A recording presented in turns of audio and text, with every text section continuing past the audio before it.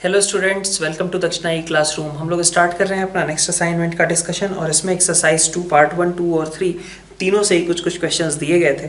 तो आइए स्टार्ट करते हैं एक्सरसाइज 2 पार्ट 1 से। सबसे पहला क्वेश्चन था आपका 8th क्वेश्चन, ठीक है। तो 8, 9, 10 इसमें दिए गए थे। तो क्वेश्चन नंबर 8 देखिए आप। क्वेश्चन नंबर 8 में आपको क्या बताया गया है, कुछ पॉजिटिव रियल नंबर है जिनका प्रोडक्ट एक फिक्स नंबर c है, then minimum value of some expression.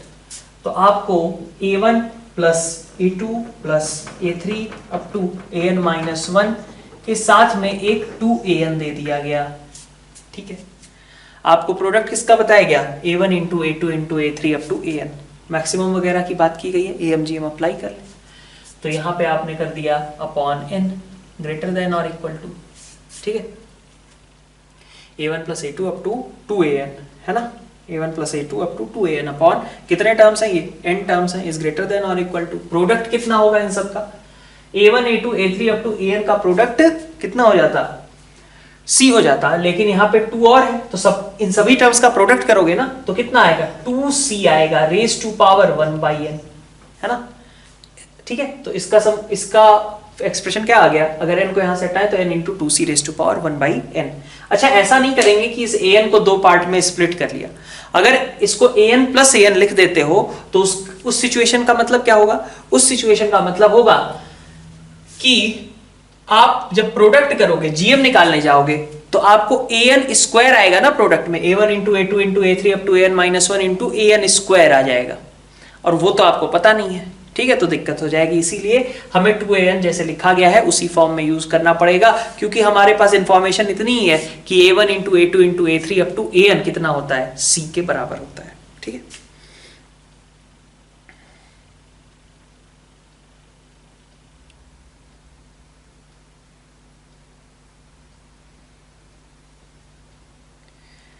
Okay, तो ये आपका 8th क्वेश्चन था। क्वेश्चन नंबर 9 देखते हैं। क्वेश्चन नंबर 9 में आपके पास क्या दिया गया है, क्वेश्चन नंबर 9 में हमारे पास है sum of first n terms of a series, ठीक है, वो दिया हुआ है। और जब वो n ये एक्सप्रेशन है जबकि n इवन है, अगर n ऑड होगा तो उस समय हमें सम निकालना है। तो अगर n ऑड होगा, n is odd, that means, अब ये थोड़ा स्पेशल क्वेश्चन है, बढ़िया सवाल है, ध्यान से देखना। n अगर ऑड है तो इसका मतलब है कि n माइनस 1 इवन है, ठीक है, ओके।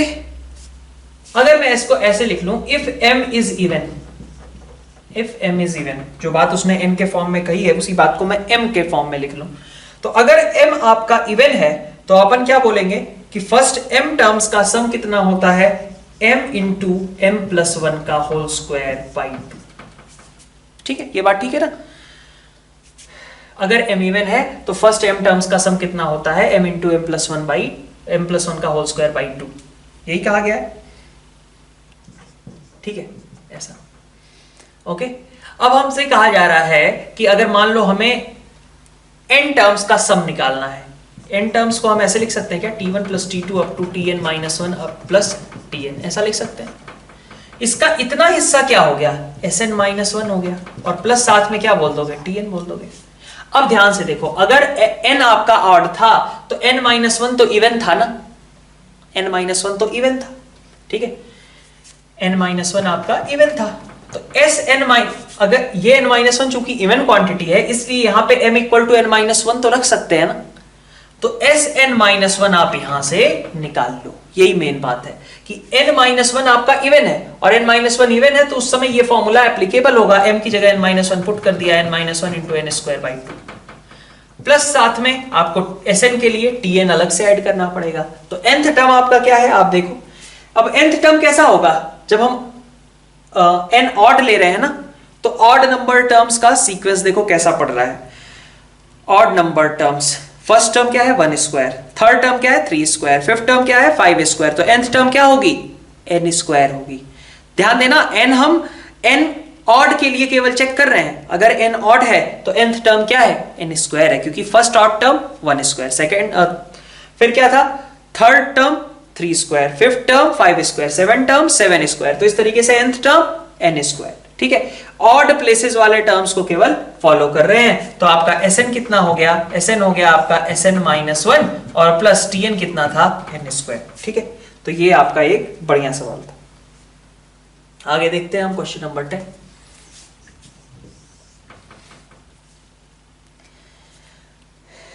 ठीक है, क्वेश्चन नंबर 10 में देखिए आपके पास क्या कहा जा रहा है, Tn और Sn आपके आर टर्म और सम है ना, respectively for an odd number n Sn is equal to n and Tn is equal to Tn-1 upon n²। कुछ इसी तरीके का थोड़ा बहुत सिमिलर थिंकिंग प्रोसेस हम यहां पे भी रखें।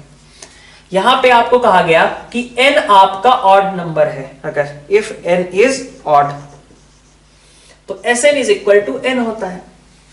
तो हम क्या बोल सकते हैं, n-2 भी ऑड होगा, n-2 इज ऑल्सो ऑड, कह सकता हूं ना मैं, n अगर ऑड है तो n-2 भी ऑड है, और इसका मतलब Sn-2 कितना हो जाएगा, n-2 हो जाएगा। अगर फर्स्ट में से सेकंड को हम सब्ट्रैक्ट करें तो हमें Sn में से Sn-2 सब्ट्रैक्ट करने को मिलेगा और it will give you nth term and n-1th term, और इधर कितना आएगा, 2 आ जाएगा। ठीक है, n आपका कैसा था, ऑड था, n आपका ऑड था, आपने इसको रख दिया। अब आप देखो Tn और Tn-1 में एक रिलेशन भी है, ठीक है ना, n कैसा है, एंड हाँ Tn और Tn-1 में एक रिलेशन है, n is equal to odd की ही बात कर रहे थे, अभी वही चीज चल रही है। ठीक है, तो Tn को हमने लिख दिया Tn-1 upon n² plus Tn-1 is equal to 2। तो Tn-1 आपका कॉमन हो गया, 2n² अपॉन n² प्लस 1। ठीक है, ओके, तो Tn-1 आपका 2n² अपॉन n² प्लस 1 के बराबर है। अब क्या करना है आपको, आप चाहते हो कि आपको इवन वाले के लिए कोई फॉर्मूला मिल जाए। ठीक है, Tn आपको पता था कि Tn आपका चलो Tn नहीं पता था आपको, अभी तक सारी बातें ऑड के टर्म्स में हमने की थी। अब आप चाहते हो कि second place, fourth place, sixth place, in places के अगर टर्म्स निकालने हो तो उसके लिए कुछ हमें मिल जाए। कैसे निकालेंगे, आप देखो जब आप ये सारी बातें कर रहे थे आपने n-1 तक पहुंच गए, तो अगर n ऑड था तो n-1 आपका क्या होगा, इवन होगा।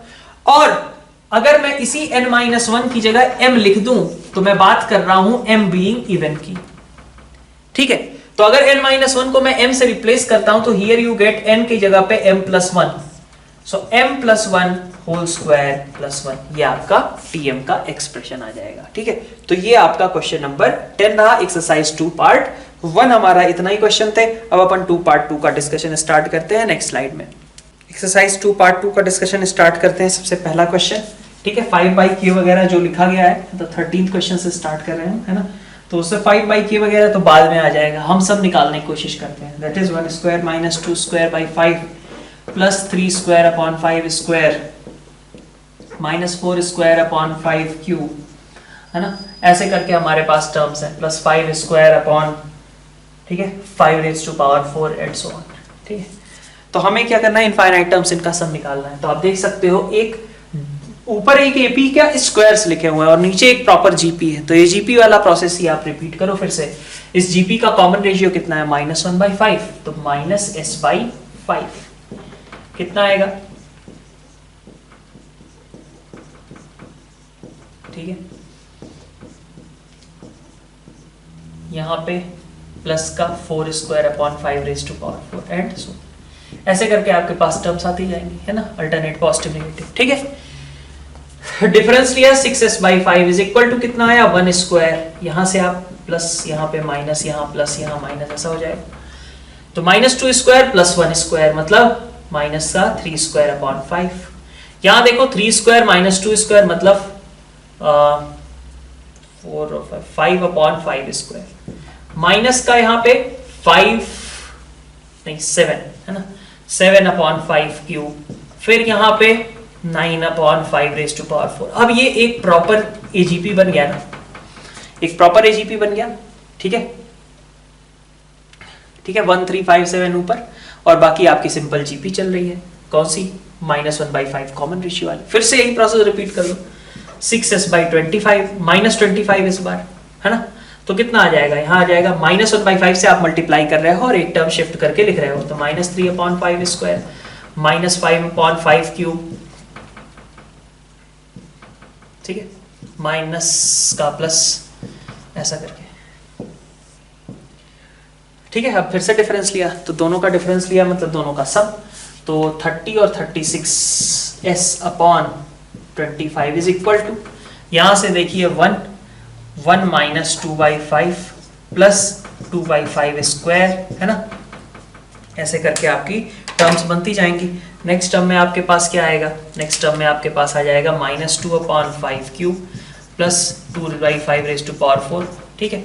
तो ये आपकी इसके बाद से ये एक क्या लिखा हुआ है, इनफाइनाइट जीपी लिखी हुई है ना, सिंपल सी इनफाइनाइट जीपी है, जिसका फर्स्ट टर्म क्या है -2/5। अगर आप इसको ऐसे लिखना चाहो, फर्स्ट टर्म आपका कितना है -2/5 और कॉमन रेशियो कितना है आपका -1/5। इस जीपी का आप सम कर लो, तो 1 प्लस -2/5 कॉमन रेशियो -1/5, ओके, तो 6/5 और ऊपर -2/5, तो 1 - 1/3, ठीक है। 6/5 ऊपर -2/5 तो -1/3, ये 2/3 हो गया। आप यहां से इसकी वैल्यू निकाल सकते हो, ठीक है। नेक्स्ट अपन देखते हैं क्वेश्चन नंबर 14। क्वेश्चन नंबर 14 में हमारे पास क्या गिवन है, 14 में हमारे पास x1 x2 इन सब का सम है और find the minimum value. am hm reciprocal से कोरिलेट किया गया है, तो am ग्रेटर देन hm लगा दो। तो am मतलब x1 plus x2 up to x50, यही है ना टर्म्स हमारे, अपॉन 50 इज ग्रेटर देन और इक्वल टू hm क्या होगा 50 upon 1 upon x1 plus 1 upon x2 plus 1 upon x50, ठीक है। तो अब आपके पास ये कितना है आपका ऊपर वाली चीज आपकी कितनी है 50 के बराबर है, तो ये 1 हो गया। 1 इज ग्रेटर देन और equal to 50 upon this whole expression, ठीक है, ओके। तो ये वाली चीज आप इधर लेते जाओगे, 1 को नीचे भेज दोगे, आपका आंसर आ जाएगा, ठीक है। क्वेश्चन नंबर 15 देखते हैं।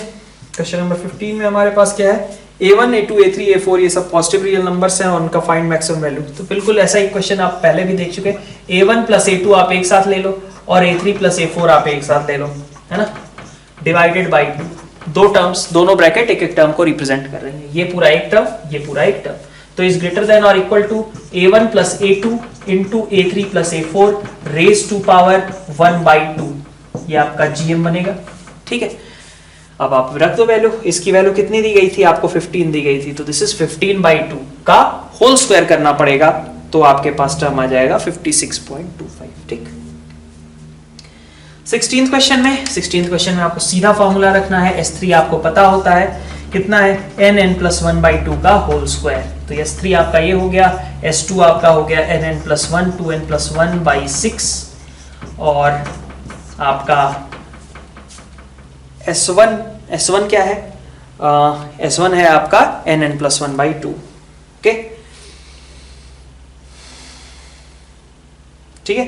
तो S1 S3 S2 आपको मिल चुके हैं, सीधा आपको इसमें वैल्यू पुट करके इसको सिंप्लीफाई कर देना है। तो ये हमारा क्वेश्चंस थे एक्सरसाइज 2 पार्ट 2 के। नेक्स्ट अपन स्टार्ट करते हैं 2 पार्ट 3 का डिस्कशन। नेक्स्ट क्वेश्चंस देखिए आप, एक्सरसाइज 2 पार्ट 3 के, यहाँ पे 17, 18, 19 और 20 ये 4 क्वेश्चंस आपको दिए गए थे। तो आप देखो यहाँ से क्वेश्चन नंबर 17 में आपसे क्या कहा जा रहा है, आपको बोला गया कि equal numbers are always in AP GP HP, ठीक है, लेकिन 0 0 0 में दिक्कत है। 0 0 0 इक्वल नंबर्स ले लो, वो तो HP नहीं बना लेंगे ना, वो GP भी नहीं बना पाएंगे, तो इसलिए वहाँ पे प्रॉब्लम हो जाएगी और इसलिए ये स्टेटमेंट फॉल्स है, ठीक है।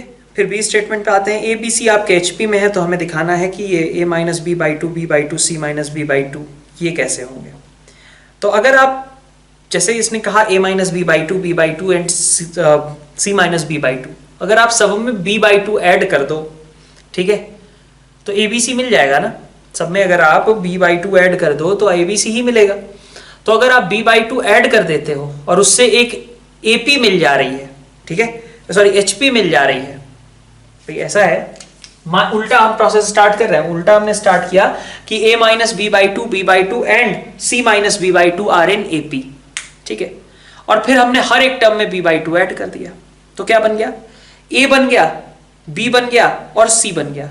तो हर एक टर्म में, अगर AP की हर एक टर्म में अगर मैं कोई एक पर्टिकुलर b/2 ऐड कर दूं, तो भी रिजल्टेंट क्या रहना चाहिए था, AP रहना चाहिए था, और इसने क्या दे रखा है ABCR in HP, तो ये बात आपकी रॉन्ग हो जाएगी। ठीक है,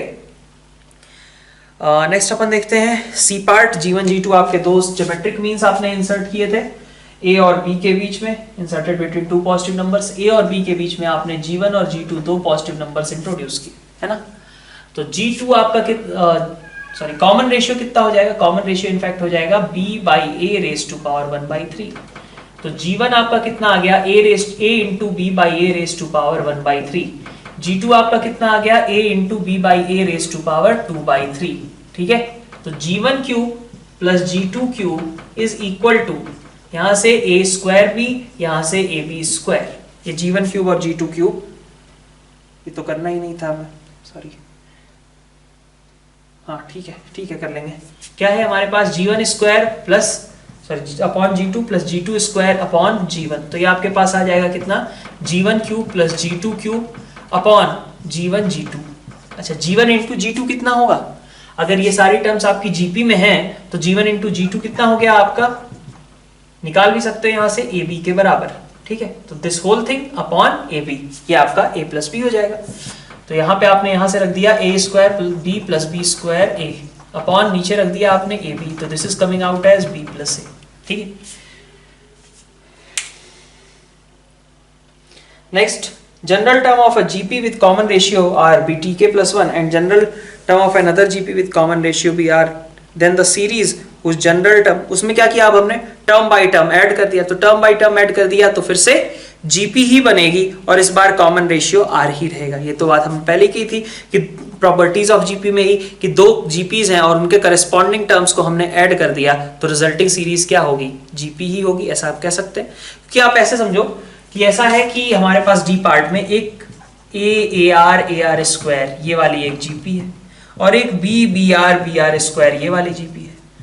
अब आप टर्म बाय टर्म ऐड कर दो तो A प्लस बी, फिर A plus B into R, फिर A plus B into R square, ऐसे करके एक सीरीज बनेगी, वो भी तो क्या होगी GP ही होगी। तो इसलिए आपका ये टर्म ये स्टेटमेंट आपका करेक्ट है। ठीक है, क्वेश्चन नंबर 18, आसान सा question. A plus B by 2 is equal to under root AB, यही कहा गया है। ठीक है, तो A plus B is equal to कितना 2 अंडर रूट AB। आपको क्या चाहिए, आपको चाहिए है A बाई बी। तो A बाई बी कैसे निकाल सकते हैं आप,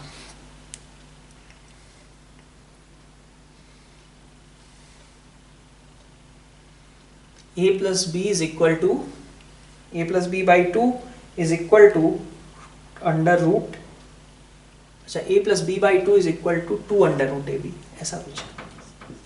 ठीक है, A plus B is equal to 4 under root AB, ऐसा दिया गया। आपको A बाई बी निकालना है, क्या करो A बाई बी या B बाई A जो भी निकालना हो, आप B से डिवाइड कर दो पूरी इक्वेशन को, तो आपके पास ये आ गया A by B plus 1 is equal to 4 under root A by B. आपने पूरी इक्वेशन को B से डिवाइड कर दिया।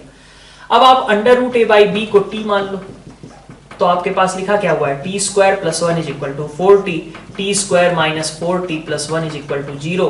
तो T की वैल्यू कितनी आ रही है, यहां से निकाल लो 2 माइनस रूट 3 और 2 प्लस रूट 3। ठीक है, ठीक है, इतनी बात। ये आपका under root A by B हुआ। तो under root A by B अगर आपका 2 माइनस रूट 3 है या फिर 2 प्लस रूट 3 है तो आप स्क्वायर कर दीजिए। A बाई बी कितना होगा, इसका स्क्वायर 7 माइनस 4 रूट 3, या फिर इधर से कितना आएगा 7 प्लस 4 रूट 3। ठीक है, तो आपके पास A बाई बी की ये पॉसिबल वैल्यूज हुई 7 माइनस 4 रूट 3 और 7 प्लस 4 रूट 3। ठीक है, ठीक है, इतनी बात। अब A उसने बता रखा था कि A आपका ग्रेटर देन B है, मतलब अगर आप इसकी बात करोगे तो ये क्वांटिटी देखो 1 से छोटी है ना, और A चूंकि B से बड़ा था तो A बाई बी को ग्रेटर देन 1 होना चाहिए था। ठीक है, तो अगर A आपका B से बड़ा है तो this quantity should be greater than 1 and this is less than 1, so this one is rejected and A by B should be equal to 7 plus 4 root 3 upon 1। ठीक है, इसी को आप रैशनलाइज करके भी लिख सकते हो, वही दोनों फॉर्म्स आपके आंसर में दिए गए हैं। ठीक है, क्वेश्चन नंबर 18 हो गया। 19 पे आते हैं। 19 आपका, ठीक है, स्टैंडर्ड क्वेश्चन, समेशन कर दिया गया है किसका, R इंटू, इनका मल्टीप्लीकेशन अगर मैं कर लूं तो कितना आएगा 2R square plus 5R plus 3, तो this is 2R cube plus 5r² plus 3 summation r। ठीक है, सारे समेशन के फॉर्मूले आपको पता है, रख दो उन्हें, ओपन करके देखना पड़ेगा थोड़ा सा कि n³ का कोफिशिएंट क्या आ रहा है, n² का क्या आ रहा है, ये चीजें आपको देखनी पड़ेंगी। ठीक है, क्वेश्चन नंबर 20। क्वेश्चन नंबर 20 में सबसे पहले क्या नोटिस किया हमने कि दे रखा है कि इसके सारे रूट्स आपके कैसे हैं, पॉजिटिव हैं। अगर सारे रूट्स पॉजिटिव हैं तो सबसे पहली चीज AM GM के बारे में सोच लिया, क्या कि मान लिया रूट्स क्या है, अल्फा बीटा गामा और डेल्टा, तो उनका AM कितना दिखाई दे रहा है अपने को, सम ऑफ रूट्स कितना है 8 है, तो AM कितना हो गया, sorry AM alpha plus beta plus gamma plus delta upon 4 and that is 2। Similarly GM अगर निकालने जाओगे तो GM कितना आएगा, 2 आएगा, 16⁴। ठीक है, तो आपका यहां से AM भी 2 है, GM भी 2 है, दैट मीन सारे रूट्स क्या होंगे, आपस में बराबर होंगे। Alpha is equal to beta is equal to gamma is equal to delta and each should be equal to 2। ठीक है, तो हर एक रूट 2 है, आगे हमने किया भी है पहले भी अपने नोट्स में भी ये क्वेश्चन। ठीक है, ठीक है, तो ये हमारा एक्सरसाइज 2 पार्ट 3 का डिस्कशन रहा। आप चाहो तो मैं एक बार को इसमें कुछ और भी दिखाना है क्या। ए का मतलब क्या होगा, पेयर वाइज प्रोडक्ट्स का सब, और बी का मतलब क्या होगा, तीन प्रोडक्ट्स एक साथ लिए। ठीक है, A1 मतलब alpha beta gamma plus beta gamma delta plus gamma delta alpha, ऐसे करके हमने तीन का सेट लिया और उसका सम हमने निकाला। ठीक है, तो इस तरीके से हम क्वेश्चन नंबर 20 को यहाँ पे एंड करते हैं और इसी के साथ आज का डिस्कशन भी एंड करते हैं। Thank you all.